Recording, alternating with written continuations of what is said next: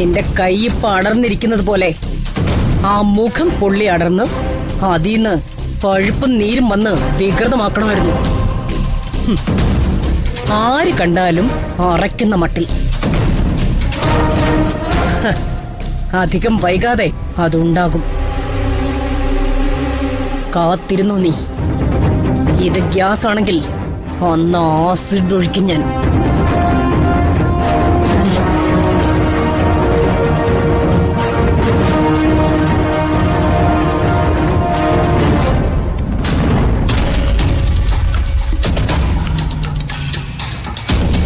നിക്കേ,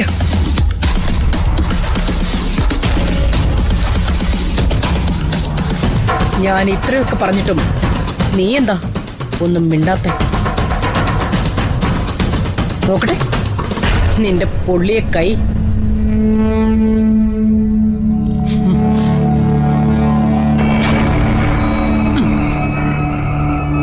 ഓ, ഒയ്യോ പാവം.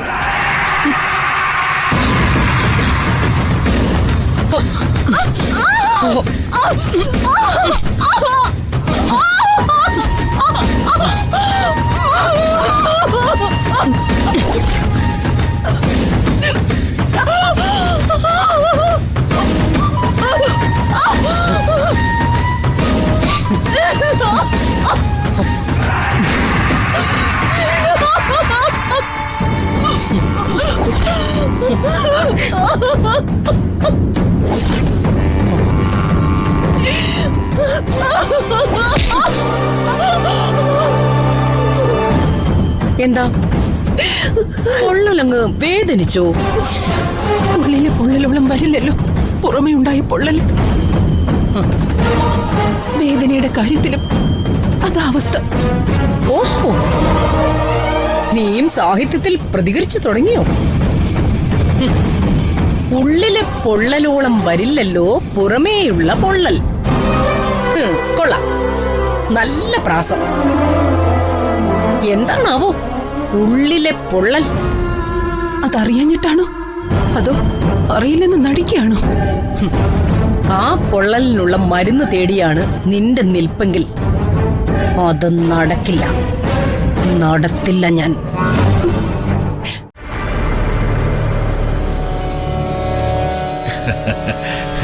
അപ്പോഴേ ഈ അറ്റൻഡർ സാറും ഈ പെന്നേഴ്സും കൂടി ഈ ഭദ്രമാമൻ പറയുന്ന കേൾക്കുന്നു. എന്താ അങ്ങനെയല്ലേ?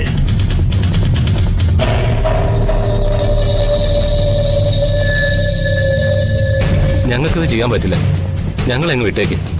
എന്താ കുഞ്ഞുങ്ങളെ, ഭദ്രമാമൻ ഒരു കാര്യം പറയുമ്പോ അതൊന്ന് ചെയ്യണ്ടേ? വെറുതെ വേണ്ട, 50,000 രൂപ ഞാൻ തരാം. അങ്കിളെ, ഞങ്ങളെ വിട്ടേക്ക്. ആളുകളുടെ ജീവൻ രക്ഷിക്കാൻ വേണ്ടിയാ ഞങ്ങൾ ഈ യൂണിഫോം ഇട്ടിരിക്കുന്നത്, അല്ലാതെ ആളുകളുടെ ജീവൻ എടുക്കാൻ വേണ്ടിയിട്ടല്ല. കിടക്കുന്നു. കുഞ്ഞുങ്ങൾക്ക് ഇപ്പൊ എന്തോ ആദർശം. നല്ലതാ, നാട് നന്നാവൂല്ലോ. അഖിലേ വാ, നമുക്ക് ഒരുപാട് ജോലിയുള്ളതാ. ഡോളിമോളെ ഒന്ന് നിക്ക്. നിന്റെ കെട്ടിയവനെ വിപിനെ അവരിപ്പോഴും മസ്കറ്റ് തന്നെയാണോ? ഈ യുദ്ധമൊക്കെ ഒരുവിധം ഒതുങ്ങിയല്ലേ? എന്നാലേ ഇനിയാണ് യുദ്ധം തുടങ്ങാൻ പോകുന്നത്. അതും ഇവിടെ ആഭ്യന്തര കലാപം. ഉൾപ്പാറ സ്റ്റേഷൻ പരിധിയിൽ വെച്ച് നിന്നെയും ഈ അഖിലിനെയും സംശയാസ്പദമായ സാഹചര്യത്തിൽ പോലീസ് പിടിച്ചായിരുന്നു അല്ലേ?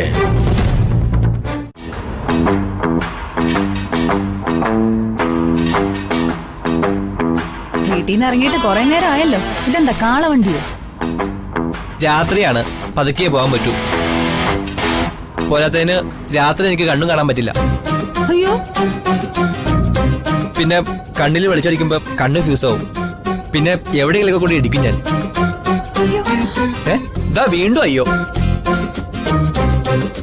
രാത്രി യാത്ര ചെയ്യുമ്പോ പ്രത്യേകിച്ചും ഡ്രൈവ് ഞാൻ ഉറങ്ങിപ്പോവും. ആ, ഉറങ്ങാതിരിക്കാൻ എന്ത് ചെയ്യണം?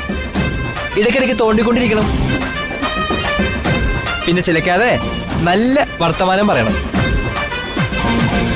അതിനൊക്കെ തന്നെ കൊണ്ട് പറ്റുമോ?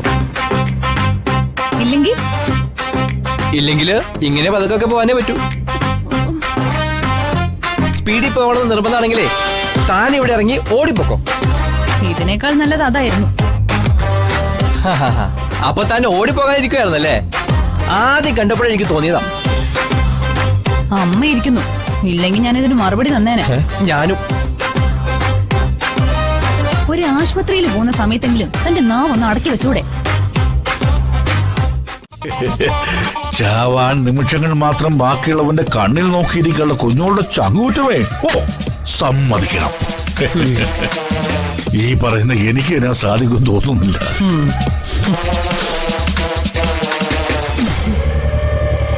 അച്ഛാ, അച്ഛനും അമ്മായി ഇത് എങ്ങോട്ടാ പോകുന്നേ? ഞങ്ങളൊന്ന് പുറത്തു പോവുക മോളെ. എങ്കിൽ ഞങ്ങളും വരുന്നു. അനസൂയെ, എന്റെ മഫ്ലറും കൂടി എടുത്തോ. തണുപ്പടിച്ച ആകെ പ്രശ്നമാ. രമേശായിട്ട് പുറത്തൊക്കെ ഒന്ന് പോയിട്ട് എത്ര നാളായി. ഭദ്രേട്ടാ, ഇതിനെ ഒന്ന് ഒഴിവാക്കി വിട്. അതിനൊന്നും കുഞ്ഞോട് പേടിക്കണ്ട. അല്ലെങ്കിലോ അമ്മയ്ക്ക് തണുപ്പടിച്ചാ പിന്നെ ആകെ സീന. അമ്മയും മോളൊന്ന് കേൾക്കാൻ വേണ്ടി പറയാ. ഞങ്ങള് പോകുന്നതേ ഊട്ടിയിലും കൊടൈക്കനാലിലും സുവാസത്തിനും അല്ല. അത്യാവശ്യമായിട്ട് വേറൊരു കാര്യത്തിന് പുറത്തേക്ക് പോവാ. രണ്ടാളും ഇവിടെ നിന്നാ മതി. ഞങ്ങൾ ഇപ്പൊ വരും. കേറിപ്പോടിയാത്ത്.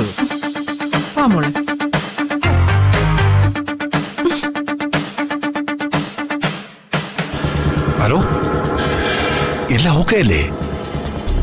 Okay okay.